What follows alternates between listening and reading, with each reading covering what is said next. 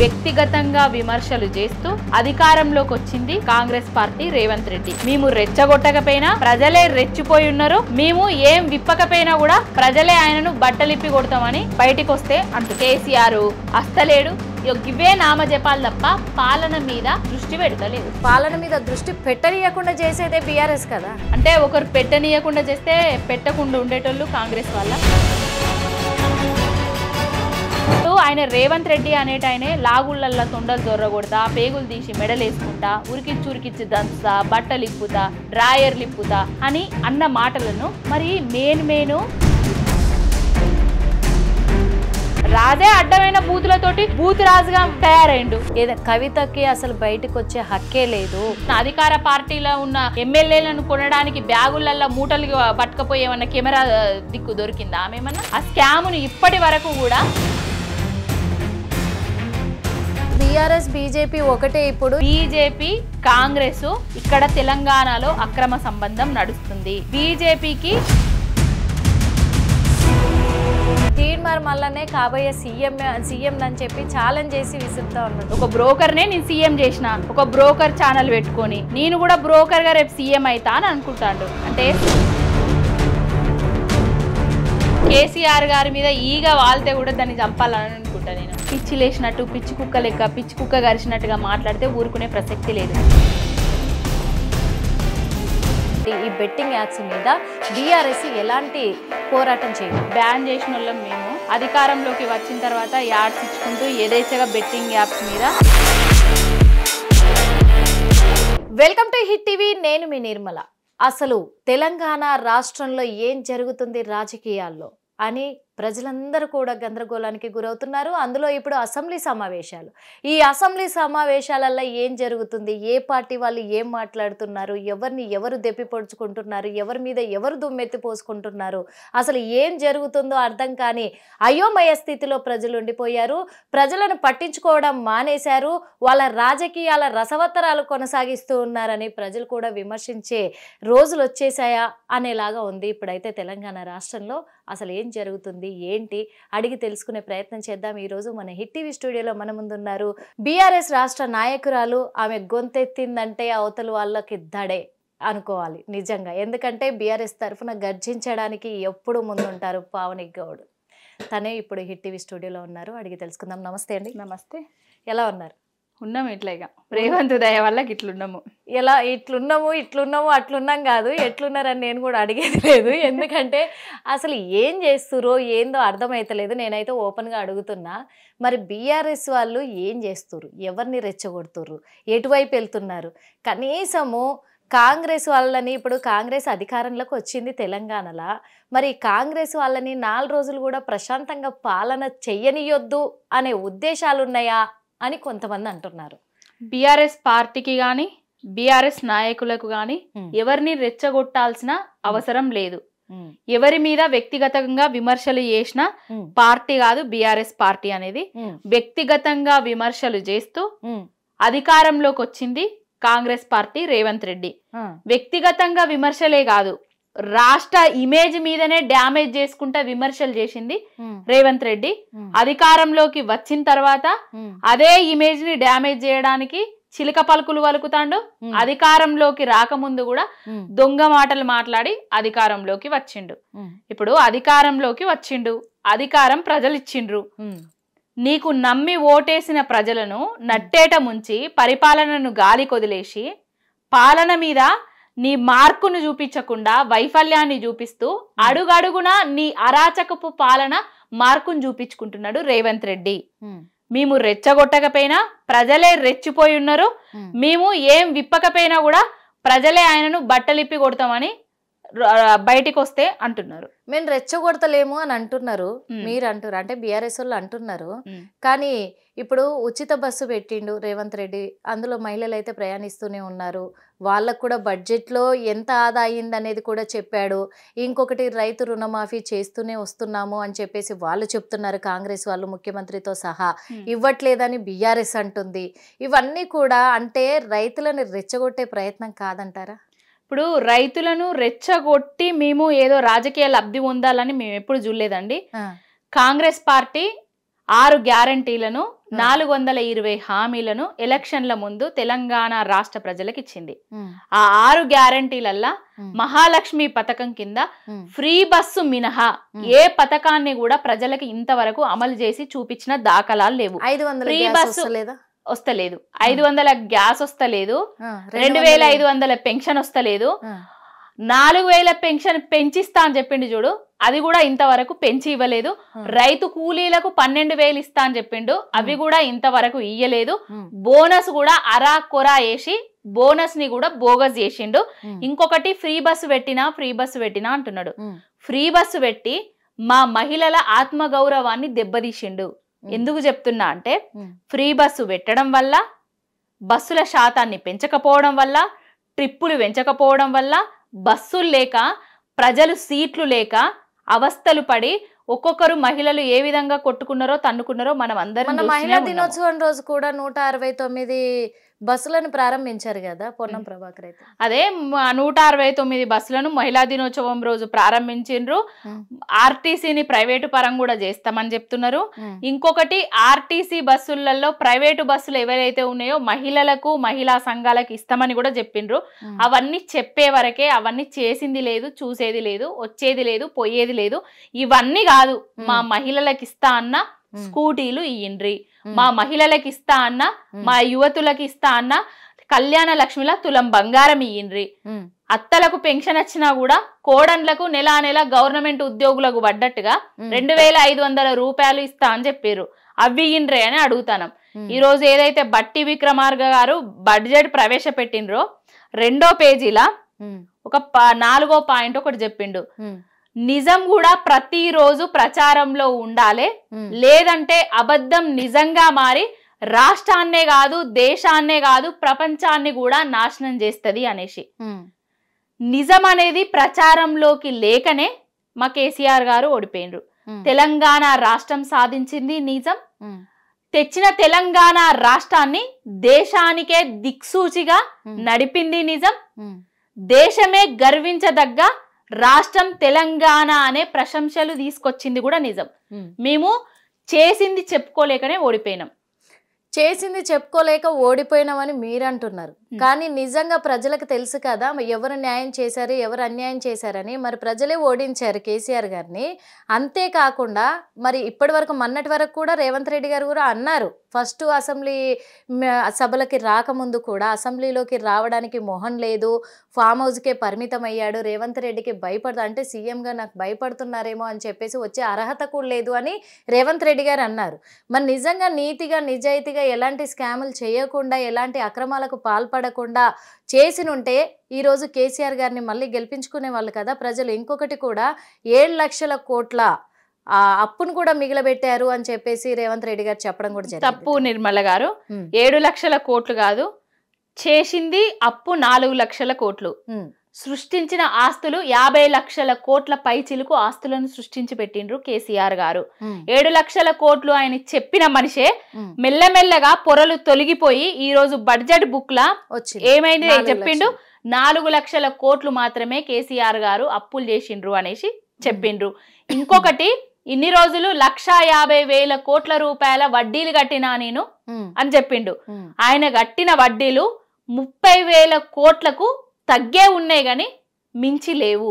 ఇవన్నీ ఫేకు ప్రచారాలు. అందుకే నిజం అనేది రోజు ప్రచారంలో ఉండాలి. నిజం ప్రచారం చేయడానికే వస్తున్నాం మేమందరము. కేసీఆర్ గారికి మొహం లేక కాదు, రావడం ఇష్టం లేక కాదు, ఈ దరిద్రపు కొట్టు పాలనలా రేవంత్ రెడ్డి అనేటైనే అధికారంలోకి వచ్చిన తర్వాత, కాంగ్రెస్ ప్రభుత్వం అధికారంలోకి వచ్చిన తర్వాత తెలంగాణ రాష్ట్రము, తెలంగాణలో ఉన్న రైతాంగము, తెలంగాణలో ఉన్న యావత్ తెలంగాణ ప్రజలు ఏ విధంగా వాళ్ళ పరిస్థితి ఉంటుంది అవుతుంది అని చూస్తున్నాడు కాబట్టే ఆయన మౌనం వహిస్తున్నాడు. కేసీఆర్ గారు ముందే చెప్పిండ్రు, 2 జాతీయ పార్టీలను గనక నమ్మి మనం మోసపోయినాం అనుకోండి, వాళ్ళకు ఓట్లేసినాం అనుకోండి, మోసపోతే గోసపడతాం. కాంగ్రెస్ గాని బీజేపీ గాని తప్పిదారి అధికారంలోకి వస్తే నీళ్లు బంద్ అవుతాయి, రైతు బంధు బంద్ అవుతుంది, కరెంటు బంద్ అవుతుంది, మళ్ళా ఆనాటి రోజులను తీసుకొస్తారని కేసీఆర్ గారు ముందే చెప్పిండ్రు. కానీ ఎవరు కూడా అది వినలేదు. అధికారం వచ్చింది, ఓకే సంవత్సర కాలం గడవంది, ఆయన బయటకు వచ్చి విమర్శిస్తే సంవత్సరం కాకముందే విమర్శిస్తున్నాడు కేసీఆర్ అని అంటారు. పని చేసుకొని ఇస్తలేరు కేసీఆర్ గారు అని అంటారు. ఇప్పుడు పనిని బంద్ పెట్టి కేసీఆర్ గారి నామ జపమే చేసుడు పనిగా పెట్టుకుంటారు కాంగ్రెస్ వాళ్ళు. కేసీఆర్ ఫామ్ హౌజుల్నే ఉంటాడు, కేసీఆర్ వంగుతాండు, కేసీఆర్ లేస్తాండు, కేసీఆర్ తాగుతాండు, కేసీఆర్ అస్తలేడు. ఇవే నామ జపాలు తప్ప పాలన మీద దృష్టి పెడతలేరు. ఇప్పుడు పాలన మీద దృష్టి పెడతలేరని మీరు అంటున్నారు, కానీ మరి పాలన మీద దృష్టి పెట్టనీయకుండా చేసేదే బీఆర్ఎస్ కదా. అంటే ఒకరు పెట్టనీయకుండా చేస్తే పెట్టకుండా ఉండేటోళ్ళు కాంగ్రెస్ వాళ్ళ. ఏది చేస్తున్నా అక్కడ ఏదో ఒక చిన్న లాజిక్ పట్టుకొని ఏది చేసిండ్రు, అధికారంలోకి వచ్చిన 15 నెలలల్లా ఏ అభివృద్ధి కార్యక్రమాలు చేసిర్రు? ఒక ప్రాజెక్టు కట్టిండ్రా, ఒక దవాఖానా కట్టిండ్రా, ఒక స్కూల్ ను కట్టిండ్రా, ఒక గుడిని కట్టిండ్రా? కూడా వదిలేరు కదా ఇప్పుడు అసెంబ్లీ సమావేశం. ఆనాడు బడ్జెట్ వదిలిండ్రు, ఈనాడు బడ్జెట్ వదిలిండ్రు. ఏనాడు బడ్జెట్ వదిలినా కూడా తెలంగాణ రాష్ట్రానికి గాని, తెలంగాణ మహిళలకు గాని, తెలంగాణ రైతాంగానికి గాని వచ్చిందేం లేదు, ఇచ్చిందేం లేదు. అంటే ఇప్పుడు చెప్పేటివేమో కూడా అబద్ధం అంటారా? అబద్ధమే కదా. ఎవరు కూడా సంతృప్తిగా లేరు కదా. ఏ సంక్షేమ పథకానికి బడ్జెట్ ప్రవేశపెట్టి ఏ సంక్షేమ పథకాలను అమలు పరుస్తారండి తెలంగాణ రాష్ట్రంలో కాంగ్రెస్ వాళ్ళు? సంక్షేమ పథకాలకు కోత పెట్టుకుంటా మునుపటి సంక్షేమ పథకాలను కూడా అందించకుండా దగా చేస్తూ కుట్ర చేస్తూ అడుగడుగున అణిచివేస్తూ పరిపాలన చేస్తున్నారు కాంగ్రెస్ వాళ్ళు. మరి అప్పుడు చేయని, ఇప్పుడు గతంలో బీఆర్ఎస్ ప్రభుత్వం ఉన్నప్పుడు ఇవన్నిటి గురించి కూడా ఏ తప్పును కూడా లేవలెత్తలే. అంటే వాళ్ళ తప్పులను వాళ్ళు కప్పిపుచ్చుకొని వాళ్ళని పాలన చెయ్యనియండి అని చెప్పేసి మేము అడ్డుకోలేదు వాళ్ళని, ఎందుకంటే మేము ఆగాము, తెలంగాణ అభివృద్ధి చేస్తారని చెప్పేసి మేము ఆగాము. కానీ ఇప్పుడు మా ప్రభుత్వం అధికారంలోకి వచ్చాక మమ్మల్ని ఎందుకు చేయనియట్లేదు? వాళ్ళు చేయలేదు కాబట్టి ఈరోజు మేము ఎక్కాం సీట్ని, మమ్మల్ని గెలిపించి కూర్చోబెట్టారు ఇక్కడ. మరి ఇప్పుడు ఎందుకు మమ్మల్ని చేయనియట్లేదు అని చెప్పేసి మీ తప్పుడు మాటల వల్ల, మీ తప్పుడు ప్రచారాల వల్ల మీరు ఏవైతే అధికారం కోసం నానా దారులు తుక్కిండ్రో, అడ్డదారులలో వచ్చిండ్రో, కొన్ని యూట్యూబ్ ఛానళ్లను పెట్టుకున్నారో, కొంతమందిని ప్రోద్బలపరిచిండ్రో, ఎంతో మంది నిరుద్యోగులను రెచ్చగొట్టిండ్రో, వాళ్ళందరికీ లేనిపోని విషమాటలు వాళ్ళ బాడీలో ఇంజెక్ట్ చేసి కొంచెం జనాలలోకి పోయి నెగిటివ్ ప్రచారం చేసిండ్రు. నెగిటివ్ ప్రచారం వల్లనే మేము ఓడిపోవడం జరిగింది. కేసీఆర్ గారు ఇష్టం లేక కాదు, కేసీఆర్ గారు తెలంగాణ రాష్ట్రానికి ఆయన చేసింది ఏమీ లేదని ఆయనను అడ్డగించలేదు. ఇప్పుడు అదే ప్లాన్ మరి బీఆర్ఎస్ వేస్తుందా? ఎందుకంటే యూట్యూబ్ ఛానళ్లను రెచ్చగొట్టి వాళ్ళ ద్వారా ప్రజలను రెచ్చగొట్టి యూట్యూబ్ ఛానళ్లను ఉపయోగించుకొని, అదే విధంగా ఇప్పుడు గతంలో రేవంత్ రెడ్డి చేశారని మీరే అంటున్నారు. మేము ఒక వేసే ప్లాన్లు మేము మళ్ళా వాటిని కాపీ కొట్టేటోళ్ళం కాదు. ఆటలాడేస్తున్నారు కదా. ఆ ఛానళ్లతోటి ఆటలాడేటోడు ఆ ఛానళ్ల మీద, ఆ ఛానళ్ల అబద్ధపు పునాదుల మీద గద్దెనెక్కి కూసున్నది, రాజ్యం ఏలుతున్నది రేవంత్ రెడ్డి. అప్పుడేమో యూట్యూబ్ ఛానళ్ళని వాళ్ళను వత్తాసు వలికిండు, వాళ్ళ మాటలకు వత్తాసు వలుకుంటూ కూర్చున్నాడు. ఇప్పుడు అవే యూట్యూబ్ ఛానళ్లను ఆ ట్యూబ్, ఈ ట్యూబ్, ఆ గొట్టాలు, ఈ గొట్టాలు వాళ్ళందరినీ తీసుకొచ్చి మహిళలని చూడకుండా కూడా బట్టలు ఇప్పేసి రోడ్ల మీద దంచుతాము, ఉరికిచ్చి కొడతాము అని చెప్తున్నది కూడా రేవంత్ రెడ్డి. అంటే రేవంత్ రెడ్డి వ్యాఖ్యలు ఎట్లుంటాయి అంటే, ఒడ్డు ఎక్కేదాకా బోడమల్లన్న, ఒడ్డు దాటిన తర్వాత బోడమల్లన్న కథలు ఉంటాయి. అప్పుడు అవసరానికి వాళ్ళు యూజ్ అయినరు, అవసరం తీరిపోయింది. ఇప్పుడు వాళ్ళను గొట్టాలు, ట్యూబులు, టైర్లు అవి ఇవని సంబోధిస్తున్నాడు. ఇప్పుడు ప్రజలకే కాదు, నిరుద్యోగులకు, జర్నలిస్టులకు, తెలంగాణలో ఉన్న ప్రతి ఒక్కరికి పొరలు తొలగిపోతున్నాయి. ఇన్ని రోజులు రేవంత్ రెడ్డి చేసింది అబద్ధపు ప్రచారాలు అనేసి మెల్లమెల్లగా అర్థమైతుంది. ఈనాడే బడ్జెట్ ప్రవేశపెట్టిన దాంట్లో 4 లక్షల కోట్ల అప్పులని చెప్పిండు. అంతకుముందు అధికారంలోకి రావడానికి 7 లక్షల కోట్లని చెప్పారు. కాళేశ్వరం ప్రాజెక్టు కుంగింది, కూలింది, వంగింది, కొట్టుకపోయింది అనేసి ప్రచారం చేసిర్రు. ఒక్క మేడిగడ్డనే అని చూపించారు కాళేశ్వరం ప్రాజెక్టును. ఒక్క పిల్లర్ మాత్రమే కుంగితే మొత్తం కూలిపోయింది అనేసి ప్రచారం చేసిర్రు. అదే ఉత్తమ్ కుమార్ రెడ్డి వాళ్ళ మంత్రివర్యులే అన్ని బ్యారేజీలు సేఫ్, కాళేశ్వరం సేఫ్ అనేసి నిన్న స్టేట్మెంట్ ఇవ్వడం జరిగింది. మెల్లమెల్లగా అన్ని తెలుసుకుంటున్నారు. అంటే ఇప్పుడు మీరు చెప్పారు కదా, ఎంతవరకు అంటే ఒక్క పిల్లర్ కూలిపోతే మొత్తం కూలిపోయింది అని చెప్పేసి ప్రచారం చేశారు. అంటే ఎక్కడన్నా చిన్న పొరపాటు జరిగితే దాన్ని పెద్దగా భూతద్దంలో పెట్టి చూపించి నెగిటివ్ చేశారు, అందుకే ఈ రోజు ఇలా అయిపోయింది అని అన్నారు కదా. ఇప్పుడు వాళ్ళు కూడా అదే అంటున్నారు. ఏమంటున్నారంటే మేము రైతు రుణమాఫీ చేస్తున్నా కానీ ఎక్కడో కొంత అంటే ఇప్పటి వరకు అయితే మేము 60% కంప్లీట్ చేశాము, ఇంకా 40% ఉంది. ఆ 40% ముందేస్తున్నారు కానీ రుణమాఫీ చేసుకుంటూ వచ్చినాటిని మాత్రము వాళ్ళు ముందు పెట్టట్లేదు, అంటే మైనస్లే వెతుకుతున్నారు అన్ని అని చెప్పేసి, అలాగే రెచ్చగొడుతున్నారు అని చెప్పేసి అరే నిర్మల గారు, మేము రెచ్చగొట్టట్లేదు, రెచ్చగొట్టి అధికారంలోకి వచ్చింది వాళ్ళు. ఆల్రెడీ 2 దఫాలుగా అధికారంలోకి వచ్చిన తర్వాత రుణమాఫీ చేసిన దేశంలో ఏకైక నాయకుడు కేసీఆర్ గారు.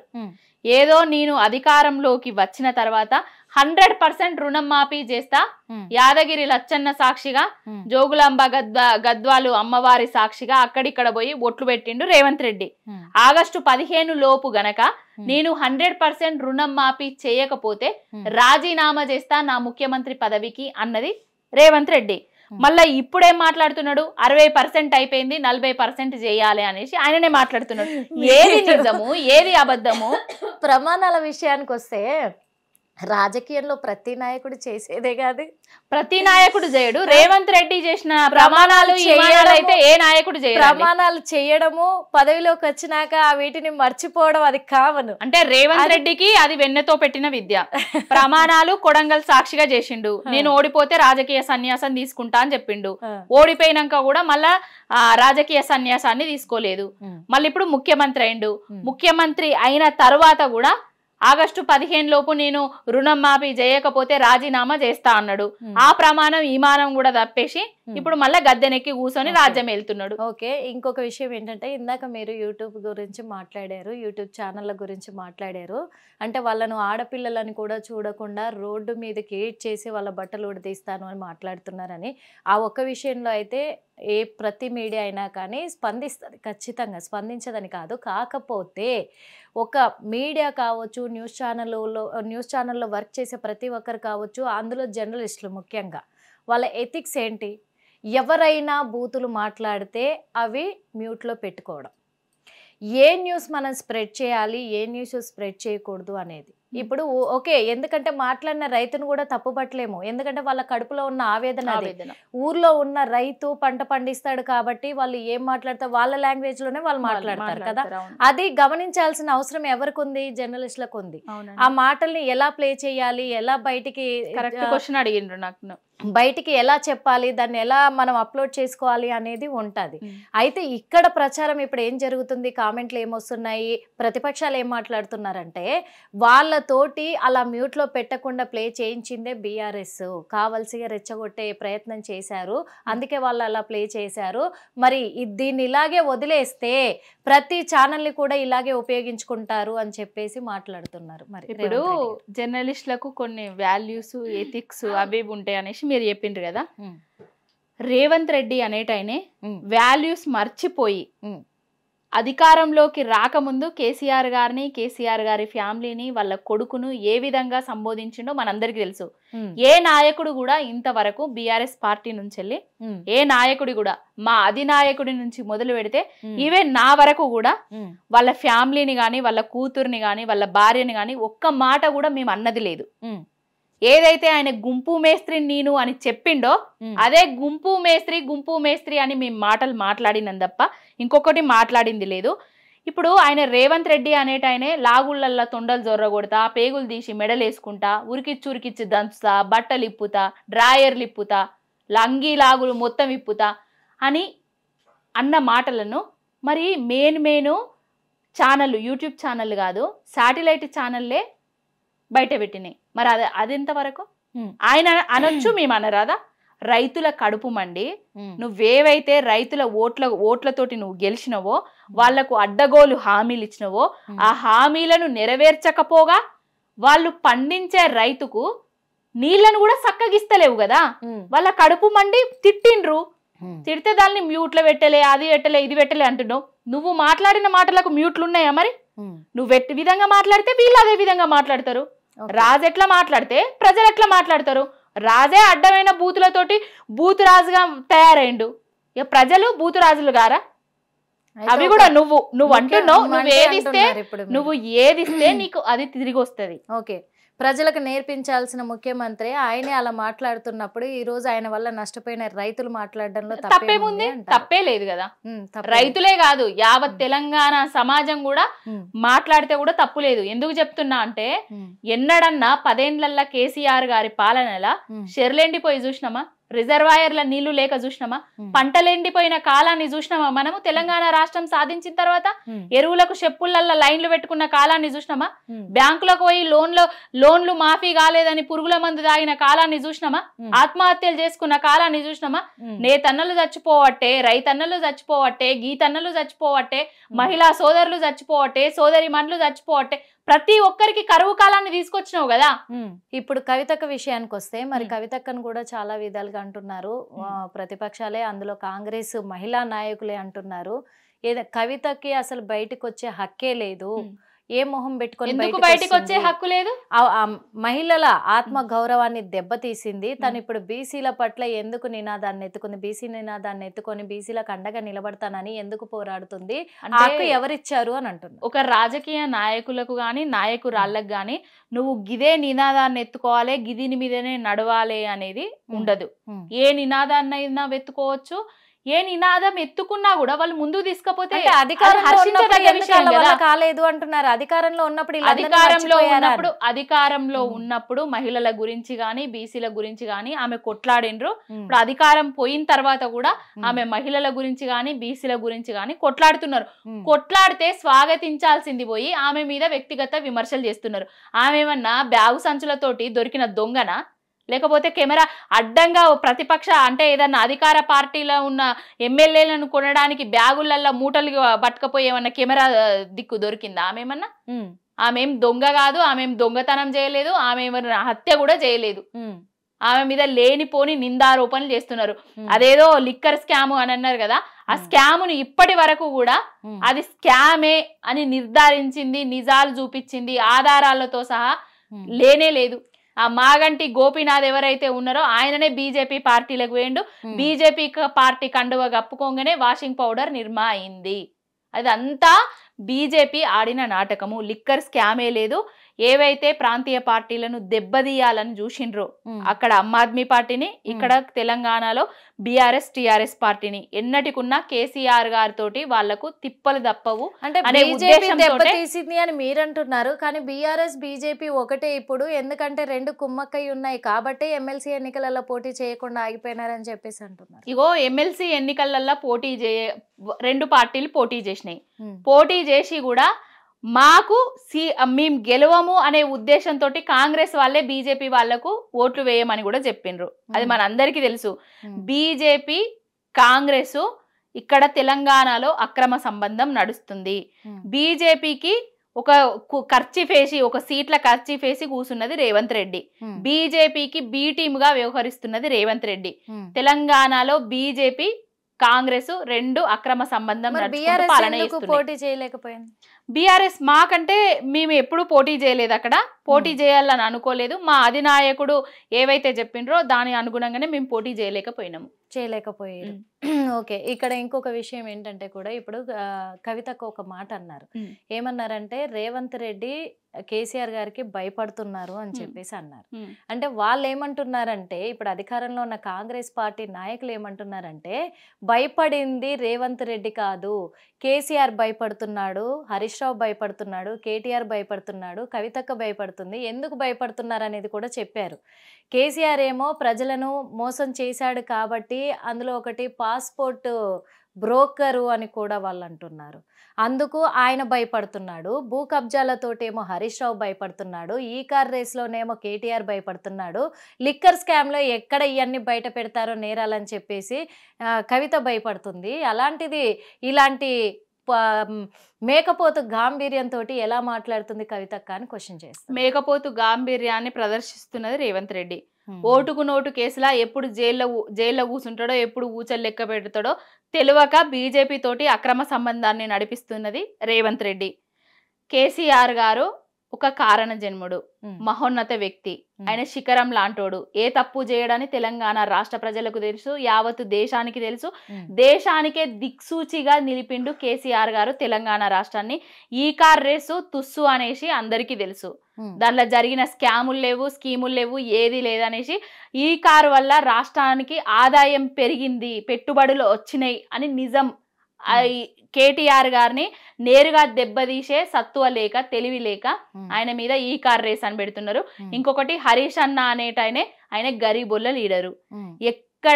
ఎక్కడ అన్న ఇక్కడ మేము ఇట్లా బాధపడుతున్నామే, ఇక్కడ ఇట్లా కష్టం వచ్చిందే అని అంటే మా వెన్నుండి నడిపించే లీడరు, మా కార్యకర్తలకు బలాన్ని అందించే లీడరు. ఆయన ఎక్కడ ఎవ్వని భూములు గుంజుకున్నది లేదు, భూ కబ్జాలు చేసింది లేదు. అంటే ఆయన మీద ప్రయత్నాలు, ఈ అన్ని అక్రమాలు అసెంబ్లీలో ఎక్కడ బయట పెడతారు అనే భయంతో అవన్నిటిని ఏమంటారు మైండ్ డైవర్ట్ చేయడానికే ఇప్పుడు అసెంబ్లీలో రెచ్చగొడుతున్నారు సీఎం రేవంత్ రెడ్డి. అసలు అసెంబ్లీలో డైవర్షన్ పాలిటిక్స్ నడిపిస్తున్నదే రేవంత్ రెడ్డి. ఒకప్పుడేమో అల్లు అర్జున్ది పెట్టిండు, ఈనాడేమో మహిళా జర్నలిస్టులకు తీసిండు. అసెంబ్లీలా ప్రతిదానికి డైవర్షన్ పాలిటిక్స్ చేస్తూ ఏవైతే ప్రశ్నలు వేస్తారో మా ప్రతిపక్ష నాయకులు, ఆ ప్రశ్నలకు సమాధానాలు లేకనే జర్నలిస్టులను అరెస్ట్ చేసి ఈనాడు కూడా డైవర్షన్ పాలిటిక్స్ చేసింది రేవంత్ రెడ్డి.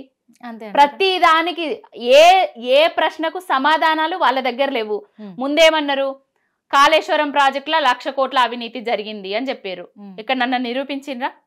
90,000 కోట్ల వ్యయంతో కట్టిన ప్రాజెక్ట్ లా 1,00,000 కోట్ల అవినీతి ఎట్లా జరుగుతుందిరా సన్నాసుల్లారా? విద్యుత్ రంగంలో స్కాములు జరిగినాయి అని చెప్పిండ్రు. విద్యుత్ మీద జగదీష్ రెడ్డి గారు మాట్లాడుతోటే ఆయనే మైకులు కడి చేస్తారు, ఆయనను సస్పెండ్ చేస్తారు. గొర్రెలల్ల స్కామ్ అంటారు, బర్రెలల్ల స్కామ్ అంటారు.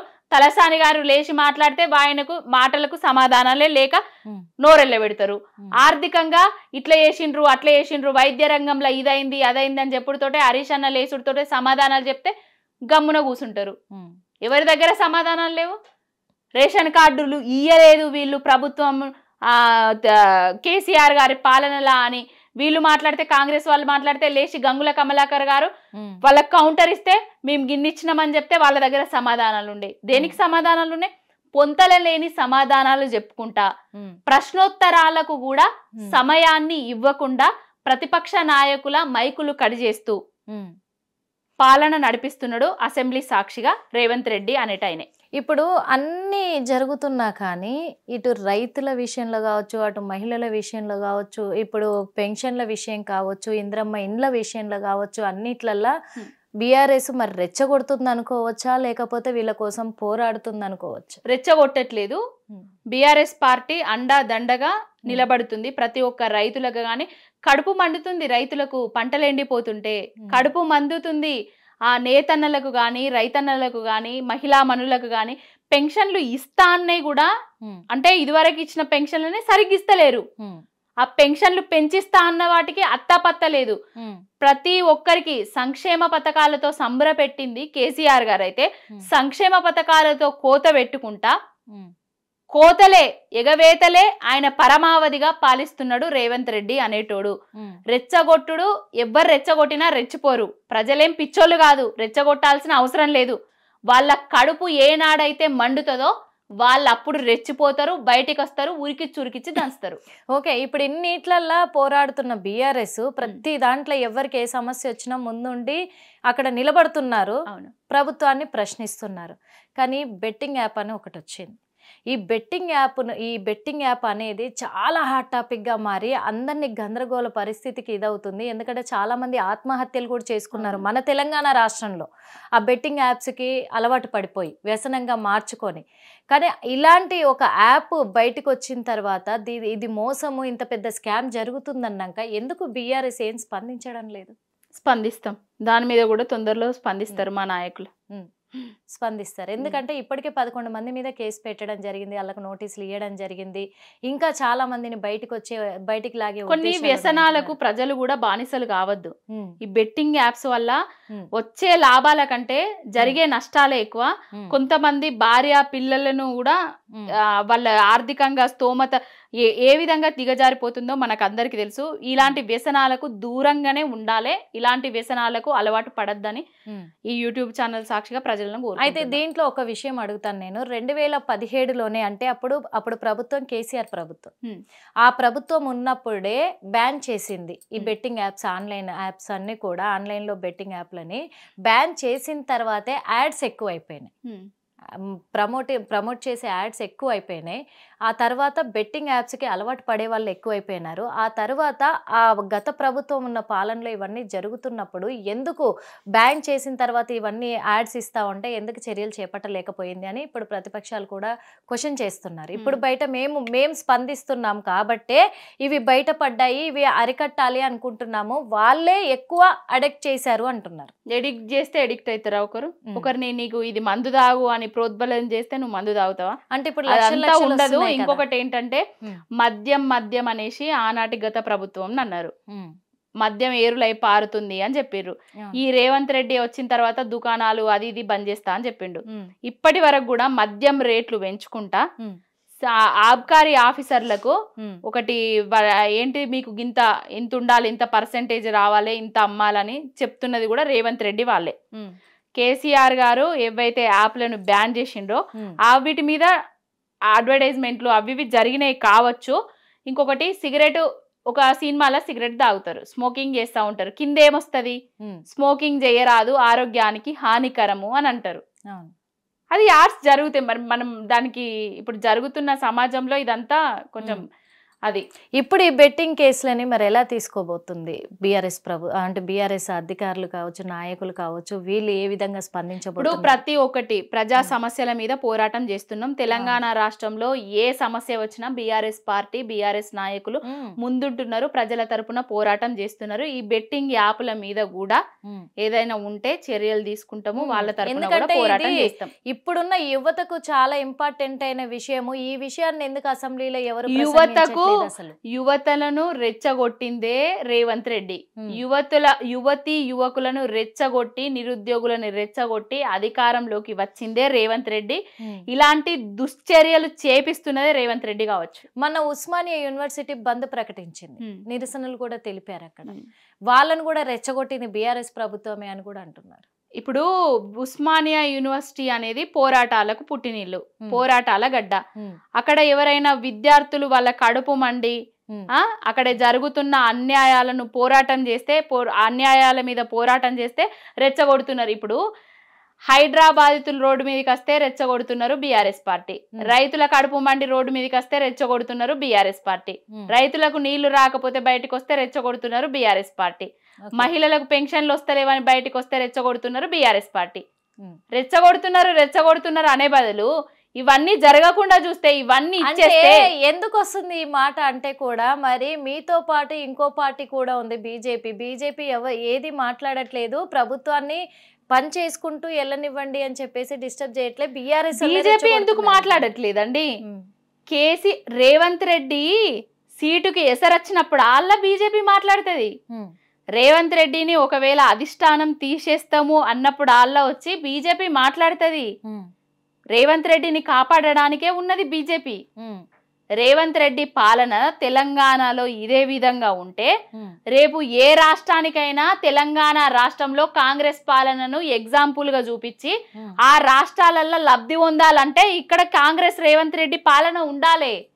అందుకే రేవంత్ రెడ్డిని కాపాడుతూ రేవంత్ రెడ్డి సీటుకు ఎసరొచ్చినప్పుడల్లా బీజేపీ పార్టీ మాట్లాడుతుంది, ఆయన సీటుకు ఏ లోటు లేకుండా చేస్తుంది. ఒకవేళ ఆయన సీటుకు లోటు వచ్చినప్పుడు ఆయన అక్కడ ఖర్చు వేసుకొని కూర్చున్నాడు కదా, ఇక్కడ నుంచి 10 మందినో 20 మందినో పట్టుకొని బీజేపీ పార్టీలోకి పోతాడు. 2028లోనే మళ్ళీ కూడా రేవంత్ రెడ్డి సీఎం అనేమో కొంతమంది అంటున్నారు, పగటి కలలు కంటున్నారు. పగటి కలలు 2022 2028 రేపటికి రేపు ఎన్నికలు, ఉప ఎన్నికలు వచ్చేది ఉంటే రేవంత్ రెడ్డి అనేటోడు సొంత నియోజకవర్గంలో కూడా డిపాజిట్ కోల్పోతాడు. ఇది ఓపెన్ ఛాలెంజ్. ఎస్, చెప్పగలరా? చెప్పగలను. కొడంగల్ నియోజకవర్గంలో నేను తిరిగిన, లగచెర్ల రైతులతోటి నేను సంపాదించిన, ఆ చుట్టూ ఉన్న ప్రాంతాలకు నేను పోయినా, అక్కడ ప్రతి ఒక్కరు కూడా ఇప్పటికిప్పుడు ఎలక్షన్లు వస్తే రేవంత్ రెడ్డి అనేటైనను మేము ఓడగొడతామని చెప్పారు. నాకు ఓడగొడతామని అప్పుడు వచ్చేది మళ్ళీ కేసీఆర్ అంటారు. అవును, అప్పుడు వచ్చేది కేసీఆర్ గారే. తెలంగాణకు ఎప్పటికైనా బీఆర్ఎస్ పార్టీ కేసీఆర్ గారు అనేటైన శ్రీరామ రక్ష.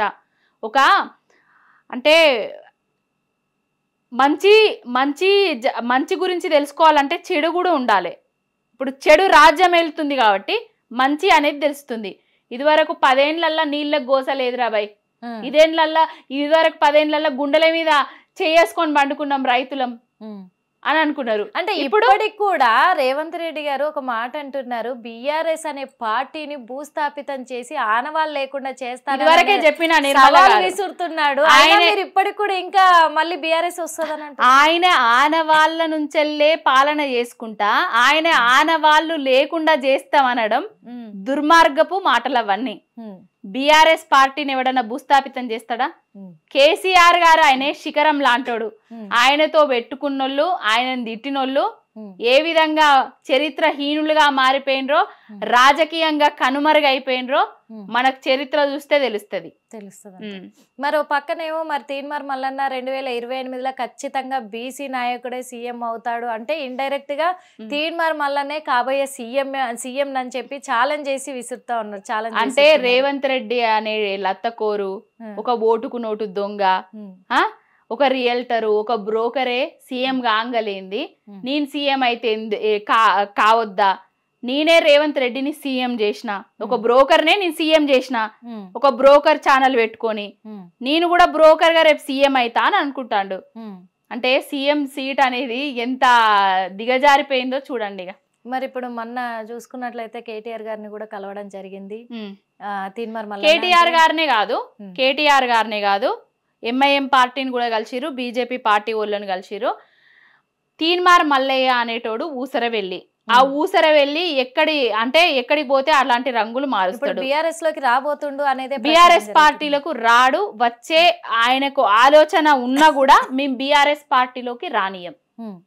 అంటే ఇప్పుడు బీఆర్ఎస్ నాయకులే స్వాగతిస్తున్నప్పుడు నాయకులు ఎవరు స్వాగతించలేదు. మీరు సోషల్ మీడియా వేదికగా కూడా ఒక పోస్ట్ పెట్టడం జరిగింది. ఏ నాయకుడు స్వాగతించరు, ఏ నాయకుడు కూడా ఆయనకు స్వాగతాలు వాళ్ళకి కుర్చీలో కూర్చొని ఆయన, మా పక్కకు కూర్చొని ఆయన అనేసి పెట్టుకోరు. ప్రజలు అన్ని గమనిస్తూనే ఉన్నారు. నిన్ను తిట్టినోన్ని నీ పక్కన కూర్చుండే పెట్టుకుంటే నీ ఇమేజ్ డ్యామేజ్ అయిపోతుంది రేపు ఎలక్షన్లల్లా. ఆ మాత్రం తెలియని మూర్ఖపు నాయకులు కాదని నేనైతే అనుకుంటానా. ఇంకొకటి ఏంటంటే తీన్మార్ మల్లయ్య అనేటోడు బీజేపీ కాంగ్రెస్ నడిపిస్తున్న ఒక అది రథసారకుడు అంటారు. ఇక రథసారకుడు అంత పెద్ద మాటలు, ఒక బ్రోకరు అంతే. ఆయన మాటలకు గాని, ఆయన చేష్టలకు గాని, ఆయన విధానాలకు గాని, ఆయన స్వలాభం కోసం ఎంతటికైనా దిగజారే ఒక బ్రోకర్ అనేటోడు తీన్మార్ మల్లిగాడు అంతే అంట. ఓకే, ఇప్పటికి మర్చిపోతాం అనుకుంటున్నారా అండి? కేసీఆర్ గారిని యూట్యూబ్ ఛానల్ సాక్షిగా పరిపాలనలను ఏ విధంగా చేసిన కేసీఆర్ గారిని ఏ విధంగా చేసి చూపించిండో అవన్నీ మర్చిపోతాం అనుకుంటున్నారా? మేము మర్చిపోయినా కూడా మా హరీష్ అన్న మర్చిపోడు, మా కవితక్క మర్చిపోడు, మా రామన్న కూడా మర్చిపోడు అని అయితే మేము అనుకుంటాను. ఇప్పుడు ఇంకొకటి కూడా రేవంత్ రెడ్డి గారు ఒక మాట అన్నారు అసెంబ్లీ సాక్షిగా, మమ్మల్ని గనక నీచంగా మాట్లాడి మాకు విలువ ఇవ్వకపోతే ఎవరిని వదిలిపెట్టేది లేదు అని అన్నారు. అది ఛానల్స్ వాళ్ళు అంటే మీడియా వాళ్ళు కావచ్చు, ప్రతిపక్షాలు కావచ్చు, ప్రజలు కావచ్చు, అందులో ఎవరినైనా తీసుకోవచ్చు. అంటే ఒక మనిషికి విలువ ఇవ్వకుండా ఎథిక్స్ మర్చిపోయి మాట్లాడితే మేము ఎవరిని వదిలిపెట్టేది లేదు అన్నారు. మరి మీరు సీఎంకే టార్గెట్ పెట్టారు, మరి త్వరలో మీకు కూడా ఏదైనా థ్రెడ్ చుట్టుకుంటుంది? 2-3 కేసులు అయినాయి నిర్మల గారు. విలువ అనేది ఇచ్చి పుచ్చుకునేది. నువ్వు ఏది ఇస్తావో నేను నీకు అది ఇస్తా. నువ్వు రావే పోవే అని అంటే నేను కూడా మిమ్మల్ని రావే పోవే అనాల్సి వస్తుంది. కేసీఆర్ గారిని తిట్టకుండా తిడుతున్నాడు. అవి బంద్ చేసుకుంటే మేము కూడా తిట్టడం బంద్ చేస్తాం. నువ్వు ఇవన్నీ రాజకీయ కక్షలు, కుట్రలు, కారణ్యాలు ఇవన్నీ బంద్ చేసి నీ పాలన మీద, నీ పరిపాలన మీద, నువ్వు ఇచ్చిన 6 గ్యారంటీల మీద, 420 హామీల మీద నువ్వు దృష్టి పెడితే నీకు మంచి జరుగుతుంది. ఇప్పటికైనా మాకు నీ మీద గెట్టు పంచాయతీ, కుల పంచాయతీ, ఆ పంచాయతీ, ఈ పంచాయతీ నీతోటి మాకేం లేదు. మా పంచాయతీ అల్లా తెలంగాణను సర్వనాశనం చేస్తున్నావు అధికారంలోకి వచ్చిన తర్వాత. మా పంచాయతీ అంతా తెలంగాణ రాష్ట్రాన ఇమేజ్ డ్యామేజ్ చేస్తున్నావు నీ బూతు పదజాలంతో. ఆ బూతులను నువ్వు తగ్గించుకుంటే నీకే మంచిది. ఆ బూతులను నువ్వు ఎంత ఎక్కువ చేస్తే మేము కూడా అంత ఎక్కువగా రెచ్చిపోయి నీ మీద కూడా బూతు ప్రయోగం చేస్తాం. అంటే ఇప్పుడు ఒక ఛానల్ కు మీడియాకు సంబంధించిన అమ్మాయిలే రైతులతో అంటే రైతులు అలా మాట్లాడారు, వాళ్ళతో మాట్లాడించినందుకే వాళ్ళని జైల్లో పెట్టారు. మీరు కూడా ప్రతి రైతు దగ్గరికి ప్రతి పొలం దగ్గరికి వెళ్తున్నారు, అక్కడ కూడా రైతులు మాట్లాడొచ్చు, చెప్పలేం వాళ్ళ ఆవేశాన్ని బట్టి. మీరు కూడా త్వరలో మరి జైలుకి వెళ్ళబోతున్నారు అనుకోవచ్చా? అంతే కదా, ఎందుకంటే మీడియా చేయాల్సిన పని కూడా అందులో మీరు కూడా చేస్తున్నారు అదే పని. అంటే మీడియా చేయాల్సిన పని అంటే నాకు తెలంగాణ రాష్ట్రం అంటే ఇష్టం, కేసీఆర్ గారు అంటే ఇష్టం. కేసీఆర్ గారి మీద ఈగ వాళ్తే కూడా దాన్ని చంపాలని అనుకుంటా నేను. కేసీఆర్ గారిని పిచ్చి లేచినట్టు, పిచ్చి కుక్క లెక్క, పిచ్చి కుక్క గరిచినట్టుగా మాట్లాడితే ఊరుకునే ప్రసక్తి లేదు. ఎందుకంటే ఆయన స్వరాష్ట్ర కళను సాకారం చేసిన కారణ జన్ముడు. ఆయన మీద లేనిపోని నిందారోపణలు చేస్తే ఊరుకునే ప్రసక్తి లేదు. ఇంకొకటి, తెలంగాణ రాష్ట్రంలో రైతులు ఎక్కడ ఇబ్బంది పడ్డా, ఎక్కడ నీళ్లు రాకపోయినా కూడా నేను అక్కడికి పోతా, నాకు వీలైనంత సమయము నేను రైతులతోటి గడుపుతా, అక్కడ ఉన్న సమస్యను బయట పెడతా. ఆ బయట పెట్టడం వల్ల నా మీద కేసులైనా, నా మీద దాడులైనా, నా ప్రాణం పోయినా కూడా నేను పట్టించుకోను. ఒక దాంట్లో పోతున్నా నేను, దానికి నేను ఎవరు అడ్డొచ్చినా, నన్ను అడ్డుపుల్లేసినా కూడా నేను ఆగే ప్రసక్తే లేదు. బీఆర్ఎస్ తరఫున, బాపు గారి తరఫున మాత్రం నేను ఎప్పుడు ముందే బాపు కోసం, బీఆర్ఎస్ పార్టీ కోసం, తెలంగాణ రాష్ట్రం కోసం, తెలంగాణలో ఉన్న రైతాంగం కోసం ఎక్కడికైనా, ఎందాకైనా, దేనికైనా రెడీ. ఓకే, ఇప్పుడు మరి మొదటిసారిగా అంటే కాంగ్రెస్ ప్రభుత్వం ఏర్పడ్డ మొదటిసారిగా అంటే ఏర్పడ్డప్పటి నుంచి కూడా అసెంబ్లీ సమావేశాలలో ఎప్పుడు కూడా కేసీఆర్ గారు రాలేదు. కానీ ఇప్పుడు అసెంబ్లీలో అడుగు పెట్టారు కాబట్టి అక్కడ ఒక ఏమంటారు ఘరంగా కూడా సభలు అయితే జరుగుతున్నాయి. రోజుకు ఒక కొత్త రకంగా, రసవత్తరంగా చాలా జరుగుతున్నాయి, హాట్గా జరుగుతున్నాయి. అందరూ ఇప్పటి వరకు కూడా తొలి సమావేశాలు జరిగినప్పుడు చాలా మంది కూడా లైవ్లు పెట్టుకొని చూడని వాళ్ళు కూడా ఉన్నారా, సమావేశాలేగా జరుగుతాయిలే, అసెంబ్లీ సమావేశాలు ఏమున్నాయి, వీళ్ళ మీద వాళ్ళు, వాళ్ళ మీద వాళ్ళు అంటే ఇక కొట్లాడుకుంటూనే ఉంటారు, అది కామన్ రాజకీయాలలో అనుకున్నారు. కానీ ఇప్పుడు ఏంటంటే అసెంబ్లీలో అడుగు పెట్టను అని అనుకొని ఉన్న కేసీఆర్ గారు అసెంబ్లీలో అడుగు పెట్టారు. ఒక్కరు కూడా కేసీఆర్ గారు నేను అసెంబ్లీలో అడుగు పెట్టను అనేసి ఎవరికన్నా చెప్పిండా? ఫస్ట్ అడుగు పెట్టను అనుకున్నాడని మీకు ఎట్లా తెలుసు? అంటే ఇప్పుడు రేవంత్ రెడ్డి గారే అన్నారు, భయపడి అడుగు పెట్టట్లేదు కాబట్టి. ఆయన భయపడేది ఉంటే తెలంగాణ రాష్ట్రం వచ్చేదా? ఆయన ప్రలోభాలకు గురయ్యేది ఉంటే తెలంగాణ రాష్ట్రం వచ్చేదా? సావు నోట్లో తలబెట్టి తెలంగాణ రాష్ట్రాన్ని తీసుకొచ్చిన నాయకుడు, సావునే ఎదిరించి తెలంగాణ రాష్ట్ర కళను సాకారం చేసిన నాయకుడు ఆయనే. ఆయన భయపడతాడు అనేది ఒక మూర్ఖుడు మాట్లాడుతున్న మాటలు తప్ప ఇంకోటి. మొదటి అసెంబ్లీ సమావేశాలకు ఎందుకు రాలేకపోయారు? మొదటి అసెంబ్లీ సమావేశాలకు ఆయన ఆరోగ్య పరిస్థితి బాగాలేదు కాబట్టి రాలేకపోయారు. అయితే కొంతమంది ఏమన్నారు అని అంటే, నాకు సమవుజ్జి కాదు కాబట్టి రాలేకపోయాను అని చెప్పేసి ఆ ఉద్దేశంతో రాలేదేమో అని. సమవుజ్జి గల నాయకుడు కూడా లేరు కదా, అది కూడా తప్పేం లేదు కదా. సమవుజ్జి గల ప్రతిపక్షాలలో ఉన్న నాయకుడు ఎవరన్నా అంటే అధికార పక్షంలో ఉన్న నాయకుడు ఎవరన్నా ఉన్నారా?